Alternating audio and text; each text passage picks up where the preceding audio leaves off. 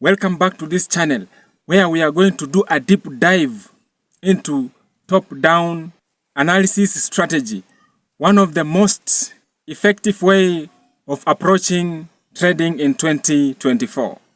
Whether you're a beginner or experienced trader, understanding and applying top-down analysis can help you spot high profitability trades and make more informed decisions. We will break down every aspect from analyzing major economic indicators to drilling down to specific time frames for trade entries. So you need to get ready for an in-depth guide that will set you up for trading success in this year. So if it's your first time to see this face on YouTube, my name is Mose Wamkota. I post twice a week on tips and tricks to help you in Forex trading.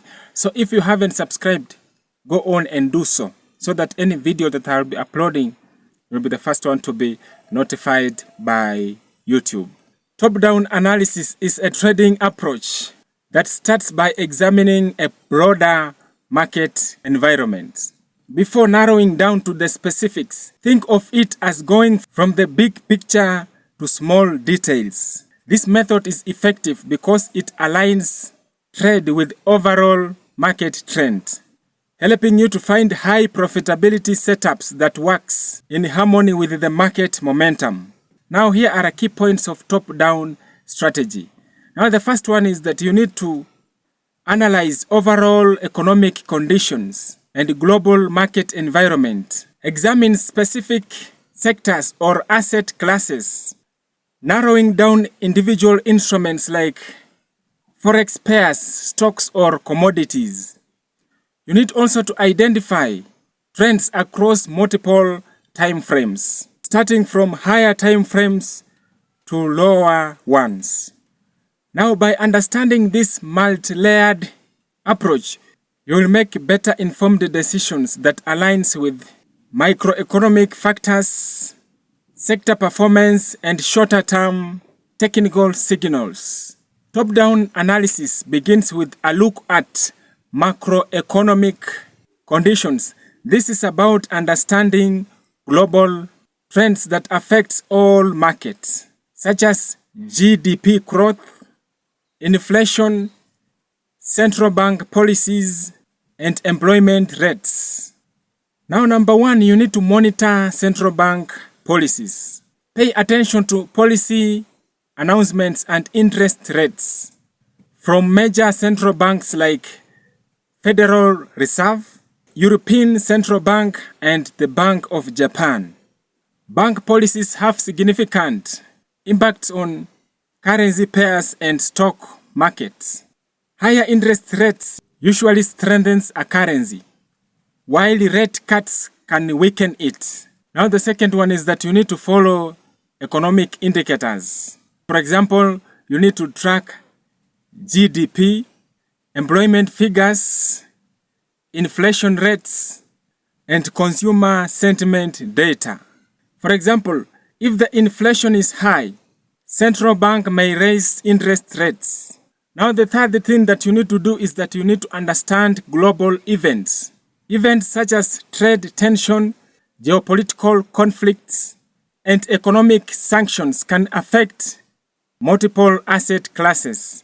For example, tension in oil-producing regions can impact crude oil prices, which may indirectly affect stock indices tied to energy stocks.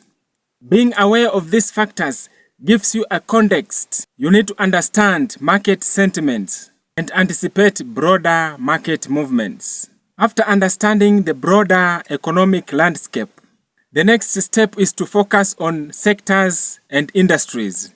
Now the first one, you need to identify the strong and weak sector. For example, in times of high inflation, sectors like consumer staples and utilities often performs well, while technology and consumer sectors may underperform. You need also to compare sector performance. Use relative strength analysis to see how sectors are performing against the broader market. This will help you Identify which sector are gaining strength and which one are weakening. You need also to look for opportunities on top performing industries. Once you have identified strong sectors, focus on specific industries. For instance, if technology sector is performing well, you could analyze subsectors like cloud computing, cybersecurity, or fintech for high potential trading opportunities. Now we will shift from fundamental factors to technical analysis, which involves studying price patterns, trends and indicators on the charts. Identifying trends on high time frame begins with high-level view by looking at monthly and weekly charts. Use trend lines, moving averages, or MACD to identify general trends. This gives you a sense of long-term market directions. You need also to identify support and resistance levels. These are areas where prices has historically had difficulty breaking through. Support and resistance levels on higher time frames are strong indicators, as they often represent significant points where traders make buying or selling decisions. Spot patterns such as double top heads and shoulders and triangles on daily and weekly charts. These patterns can provide early signals of potential trend reversal or continuation. Use technical indicators like RSI, Bollinger Bands, and stochastic oscillators to confirm price action analysis. For example, if you see an uptrend but the RSI is overbought, it may indicate a potential pullback. Technical analysis at this stage ensures that you are following the trend, identifying key levels, and watching for signals that aligns with your overall top-down view. Multi-time frame analysis involves narrowing down from higher time frames, like weekly or daily charts, to lower time frame, like hourly or 15 minutes chart, to refine your entry and exit points. Now start from the top.